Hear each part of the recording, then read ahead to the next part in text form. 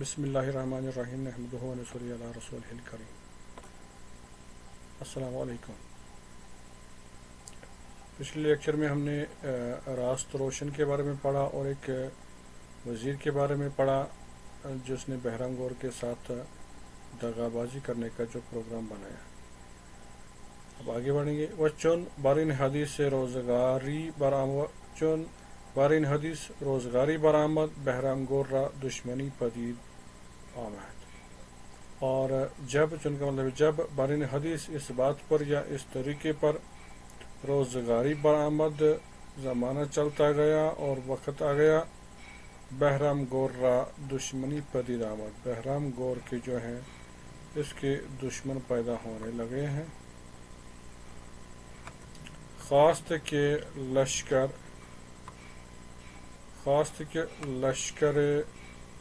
خویش را بخشی دہد، اس نے چاہا کہ وہ اپنے لشکر کو کچھ پیسہ ویسا دے، کچھ انعامات دے، وہ آبادان کند اور ان کو آباد کرے، ان کو انعام و اکرام کرے تاکہ وہ جنگ میں اس کی جو ہے وفاداری دکھائیں اور جنگ جیتنے کی کوشش کریں۔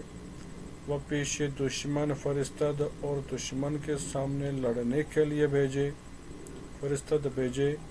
در خزانہ شد، وہ اپنے خزانے میں چلا گیا، پس چیزی ندید، وہاں کوئی چیز جمع نہ دیکھی، وہاں کچھ نہیں پایا۔ وہ از معروفان و رئیسان شہر، پھر اس کے بعد معروف جو اس کے زمانے میں لوگ تھے، دولت مند لوگ تھے، ان کے پاس چلا گیا، رئیس لوگ تھے، شہر کے رئیس لوگ تھے، ان کے پاس چلا گیا، وہ رستاق اور گاؤں والوں کے پاس چلا گیا، روستا کے پاس چلا گیا، پرسید، ان سے پوچھا کہ آپ کچھ پیسوں میں میری معاونت کریں، مجھے پیسہ کچھ دیں۔ گفتند، انہوں نے جواب دیا، چندین سال است، کئی سال سے ہوا ہے کہ فلان و فلان خان و مان بھی گزاشتے ہیں، فلان اور فلان آدمی نے اس آدمی نے اپنے خان و مان جو ہے گھر کا مال اسباب مال و دولت بھی گزاشتے اند چھوڑ دیا ہے، وہ بر فلان ولایت اور اس شہر میں یا اس ملک میں ولایت میں شدہ اند ہوئے ہیں، یعنی وہ گھر بار چھوڑ کے اپنا دیش چھوڑ کے اپنی زمین چھوڑ کے چلے گئے ہیں دوسرے علاقوں میں رہنے کے لیے۔ اس نے پوچھا، گفت چرا کیوں چلے گئے وہ؟ گفتند، لوگوں نے جواب دیا، ندانیم، ہم نہیں جانتے کہ وہ کیوں کر چلے گئے۔ ہیچ کس از بیم وزیر، کوئی بھی شخص جو ہے وزیر کے ڈر سے، وزیر کے بیم سے، باب بہرام گور نمی یا رست گفت، کوئی جرأت نہیں کر سکا کہ وہ اس کو سچ بتائے کہ کیا معاملہ ہے۔ بہرام گور ان روز و ان شب در ان اندیشہ ہمی بود، بہرام گور اسی دن سے اور اسی رات سے در ان اندیشہ ہمی بود، اس سوچ میں تھا، اس فکر میں تھا، ہیچ معلوم او نگشت، اسے کچھ معلوم نہیں ہوا، اس کو کچھ سمجھ نہیں آ رہی تھی کہ ان خلل از کجا است، کہ یہ شہر میں جو یہ خلل آ چکی ہے، یہ فساد برپا ہو چکا ہے، یہ کس وجہ سے ہے۔ دیگر روز، اگلے دن، از دل مشغولی، اپنے دل سے اسی فکر میں مشغول تھا، اسی سوچ میں مشغول تھا، تنہا بار نشست، اکیلے گوڈے پر بیٹھ گیا، وہ روی بیابان نہاد، اور اپنا منہ بیابان جنگل کی طرف کیا، اندیشان یعنی سوچتے سوچتے، ہمی رفت، چلتا ہی رہا، چلتا ہی گیا، تا روز بلند شد، یہاں تک کہ دن کا جو ہے کافی ٹائم گزر گیا اور سورج کافی آگے بڑھتا گیا۔ روز بلند شد یعنی دن، پورا دن کھل گیا، سورج جو ہے پورا نکل آیا۔ مقدار 6-7 فرسنگ رکھتے بود، وہ اس دوران اس قدر چلا تھا کہ 6-7 میل آگے بڑھ چکا تھا، یعنی کافی آگے جا چکا تھا جنگل میں، بیابان میں، کہ خبر نداشت، وہ 6-7 میل آگے بڑھ بھی چکا تھا اور اسے اس چیز کی خبر بھی نہیں تھی کہ میں کہاں پہنچ چکا ہوں۔ گرمائے آفتاب زور برآورد، سورج کی گرمی نے بھی اپنا زور دکھانا شروع کیا، وہ تشنگی بر او غلبہ کرد، اور پیاس نے بھی اس پر غلبہ پایا، یعنی اسے انتہائی پیاس لگی، اسے کافی پیاس لگی۔ وہ بھی شربتی آب حاجت مند گشت، اور وہ پانی پینے کی پانی پینے کی شربت پینے کا حاجت مند یعنی محتاج ہو گیا، اب اسے پیاس لگی۔ در ان صحرا نگاہ کرد، اس نے اس صحرا میں، اس جنگل میں نظر دوڑائی۔ دودی دید، اس نے دھواں دیکھا، دودی یعنی دھواں کہ ہمیں برآیت کے دھواں دکھائی دے رہا ہے، کہیں سے دھواں آ رہا ہے۔ گفت کہا بہم حال انجم مردم باشد، ہر حال میں وہاں انسان ہوں گے جہاں سے یہ دھواں نکلتا ہے۔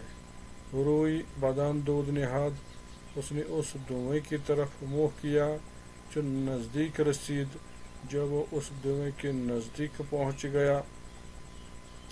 رومی غصفند، بیڑوں کا بڑا جھنڈ، ایک رمہ دیکھا، لشکر دیکھا۔ خوابانیدے، وہ سوئے ہوئے تھے۔ وہ خیمئی زدے، اور انہوں نے وہاں کے لوگوں نے وہاں پر خیمہ ڈالا ہوا تھا۔ وہ صغیرہ بردار کر دے، اور ایک کتے کو وہاں پہ دار پر کیا ہوا تھا، یعنی اس کو مار کے لٹکایا ہوا تھا۔ شگفت ماند، وہ یہ چیزیں دیکھ کر حیران ہو گیا، شگفت ماند حیران ہو گیا۔ رفت، چلا گیا، تا نزدیکی خیمے، یہاں تک کہ وہ خیمے کے نزدیک پہنچ گیا۔ مردی از خیمہ بیرون آمد، ایک آدمی خیمے سے باہر آیا۔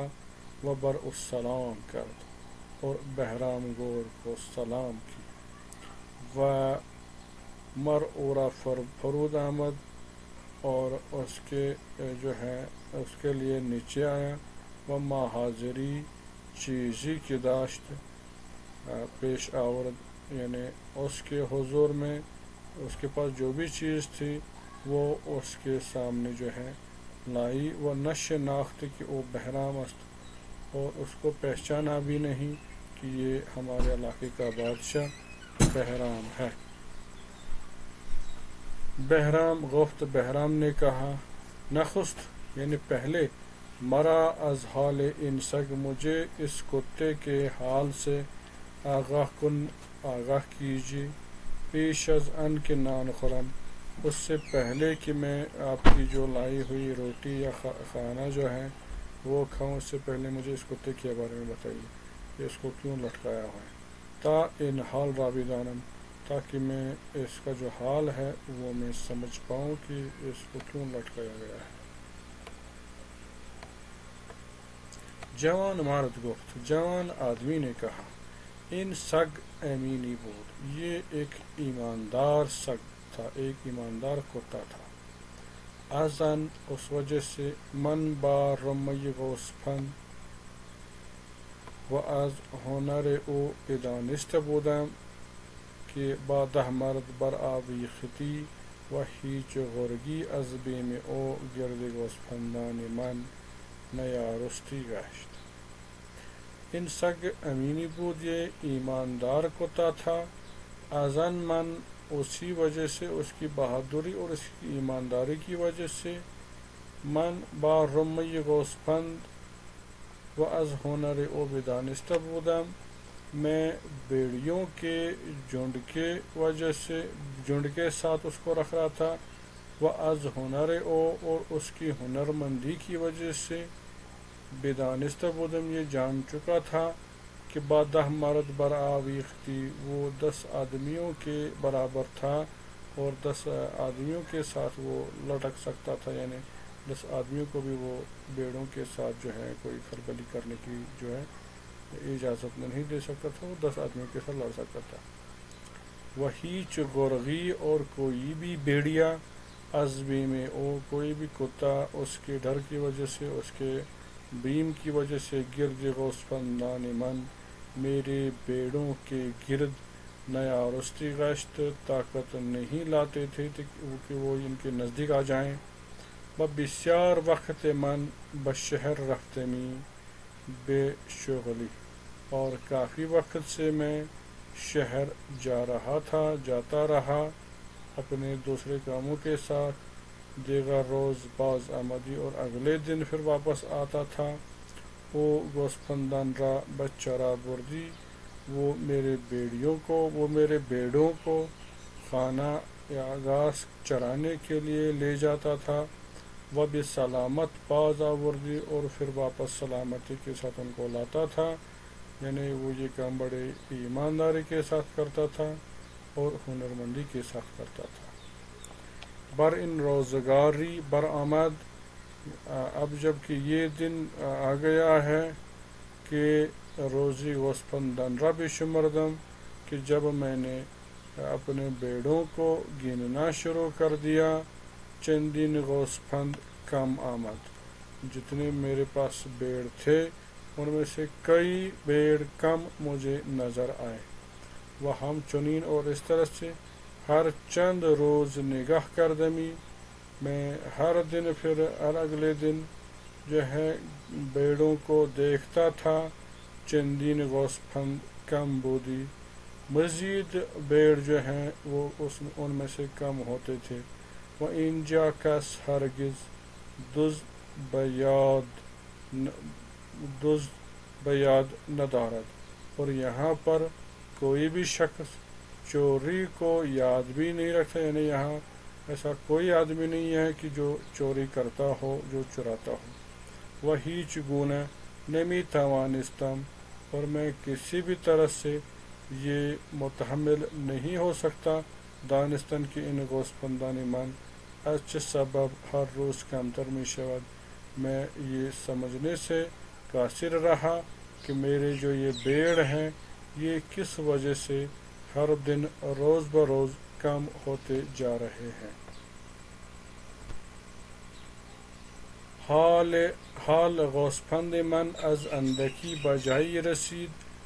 حال یعنی فی الحال جو ہے میرے بیڑ جو ہیں گوسفند من، میرے بیڑ از اندکی کم ہونے کی وجہ سے بجائی رسید یہاں تک نوبت آ پہنچی ہے، اس جگہ پر اس مقام پر پہنچے ہیں کہ چون عامل صدقات بھی آمد، جب صدقہ جمع کرنے والا عامل یعنی سرکاری آفیسر ٹیکس وصول کرنے والا بھی آمد آیا.